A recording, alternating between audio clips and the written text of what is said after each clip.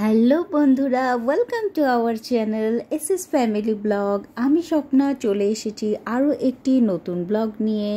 আমি আমার আগেই ফার্স্ট ব্লগ আপলোড করে দিয়েছি, আপনারা দেখেছেন। যারা দেখেননি তারা এখনও দেখবেন। এটা আমার সেকেন্ড ব্লগ। আশা করি আপনারা সকলে খুবই ভালো আছেন আর আমিও খুবই ভালো আছি।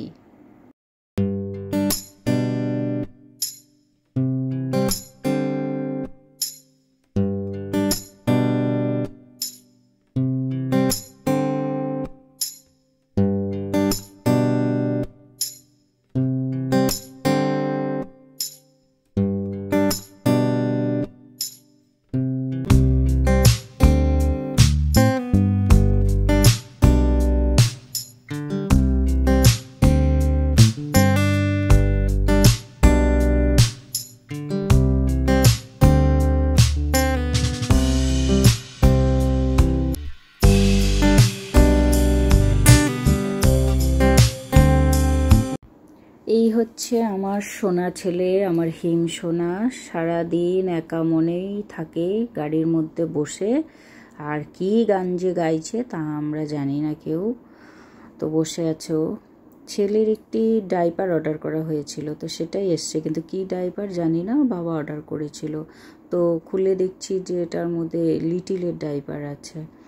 তো লিটিলের ডাইপার কখনো আমি ইউজ করাইনি, এটা ফার্স্ট টাইম ইউজ করাচ্ছি। ও বাবা অর্ডার করেছে। বিকেলের দিকে ওর বাবা টিভি দেখছে, চা খাওয়া হয়ে গেছে, ছেলে পাশে শুয়ে আছে। তো আমি বললাম যে বাবু তো এখন ঘুমোচ্ছে, ছেলেকে একটু আদর করে নিলাম। তো বললাম আমি রান্নাঘরে যাচ্ছি, তো তুমি ছেলেকে দেখো। উঠলে পরে একটু সামলিয়েও বললো ঠিক আছে তুমি যাও রান্নাঘরে, আমি দেখছি। তো রান্নাঘরে চলে এসেছি। রান্নাঘরে এসে মাছ কাটাই ছিল, হলুদ লবণ মাখিয়ে নিয়েছি। এবার এটাকে ভাজবো, কিন্তু রান্না করবো হচ্ছে আলু আর বেগুন দিয়ে। তার সঙ্গে টমেটো আর কাঁচা লঙ্কাও কেটে নিয়েছি। তো রেডি করা হয়ে গেছে আমার সব কিছু। এইবার আমি চটপট করে রান্না করব। তো গ্যাসটাকে আগে আমি জ্বালিয়ে নিই। কড়াই বসিয়ে দিয়েছি, কড়াইটা গরম হলে এবার তেল দেবো। ভীষণ গরম পড়েছে, তো গরমে আর কিছু করতেও ইচ্ছে করে না। ও বাবা ওরই মধ্যে আবার ছেলে উঠে গেছে, তো ওর বাবা আবার ডাকছে। তো ছেলেকে আবার কোলে করে নিয়ে এলাম। নিয়ে এসে ছেলের সঙ্গে আবার একটু কথা বলা শুরু করলাম। ছেলের সাথে কথা বলে যাচ্ছি, কিন্তু ঘুম থেকে উঠেছে, মুডটা প্রচণ্ড অফ। তো কথা বলছি ছেলের সঙ্গে, হাসি খুশি কিছুই নেই, তাকিয়ে আছে ক্যামেরার দিকে। ছেলেকে কোলে নিয়েই সারাদিন এইভাবেই আমার কাজ করতে হয়, কিছু করার নেই, একার সংসার যেহেতু। ও যাবে না ওর বাবার কাছে। কড়াই অথচ গরম হয়ে গেছে, তো এবার ভাবলাম যে না, কড়াইতে আমি তেলটা দিয়ে দিই। কড়াইটাকে তেল দিয়ে তো ওর বাবাকে বলছি যে তুমি একটু ওকে ধরো পুচকুকে। তো ওর বাবা বলছে এলে তো ধরবো। তো যাই হোক, ছেলেকে দিয়ে তারপরে আবার রান্নাঘরে ফিরে এলাম। এসে এখন তেলের মধ্যে মাছগুলো ছেড়ে দিচ্ছি। মাছগুলো এক এক করে ভেজে নিই, চটপট করে রান্নাটা করে নেব। তো মাছগুলো ভাজছি, কড়ার মধ্যে লেগেও গেল মাছগুলো। তো এবার মাছগুলোকে চটপট করে ভেজে নিয়ে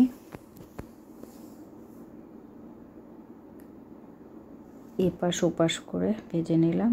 এবার কালো জিরে ফোড়ন দিয়ে দিলাম, আর কেটে রাখা আলু আর বেগুনগুলো দিয়ে দিলাম। এবার একটু ভাজা ভাজা করব, ভালো করে এগুলোকে একটু ভাজা ভাজা করে নেব,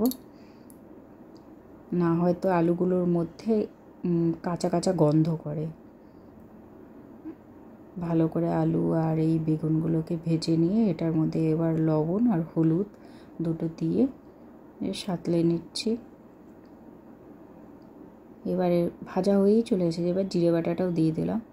জিরে বাটাটা দিয়ে বেশ কিছুক্ষণ এটাকে ভেজে নিয়ে তারপরে ঝোল দিয়ে দেবো। টমেটো কাঁচা লঙ্কাও দিয়ে দিলাম। টমেটো কাঁচা লঙ্কা দিয়ে একটু ভালো করে সাঁতলে নিচ্ছি, বেশি না 5 মিনিটের মতন সাঁতলে নিয়ে জল দিয়ে মাছ দিয়ে দেবো। হয়ে এসেছে আমার মাছের ঝোল। গরম গরম মাছের ঝোল হয়ে গেছে আমার। এবার ওর বাবাকে খেতে দিয়ে দেবো। ওর বাবাকে খেতে দিয়েছি। ওর বাবা বলছে এত গরম, গরমের মধ্যে গরম। আমি বললাম কী আর করা যাবে বলো, খেয়ে নাও তাড়াতাড়ি করে। তো ছেলেকে আমি কোলে নিয়েছি, ওর বাবা খেতে বসেছে, ওর বাবা খাচ্ছে, আমি ছেলেকে রাখছি। ছেলের খাওয়া হয়ে গেছে, ওকে আগেই খাইয়ে দিয়েছি আমি। তো ও এখন আমার কাছে আছে, ওর বাবা খেয়ে উঠলে আমি আবার খাবো।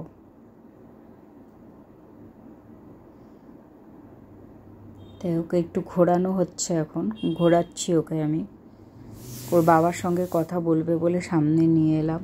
তা ভাবছি যতক্ষণ টাইম বসুক, সারাক্ষণ কোলে ধরেও রাখতে পারি না ছেলেকে।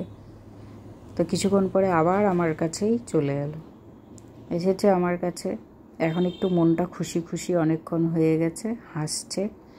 ও বন্ধুরা, আপনাদের আজকের ভিডিওটি কেমন লাগলো সেটা জানাবেন। যদি ভিডিওটি ভালো লেগে থাকে প্লিজ একটি লাইক আর কমেন্ট করবেন, সাবস্ক্রাইব করবেন নতুন ভিডিওগুলো দেখার জন্য।